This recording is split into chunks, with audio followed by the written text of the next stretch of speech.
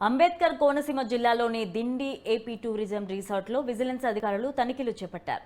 AP tourism ఆధ్వర్యంలో రాష్ట్ర వ్యాప్తంగా నిర్వహిస్తున్న రిసార్ట్స్లో అవకతవకలపై విచారణ జరుగుతోంది. టూరిజంకి చెందిన నిధులు గోల్మాల్ అయినట్టు వచ్చిన అభియోగాలపై విజిలెన్స్ అధికారులు తనిఖీలు చేపట్టినట్టు తెలిసింది.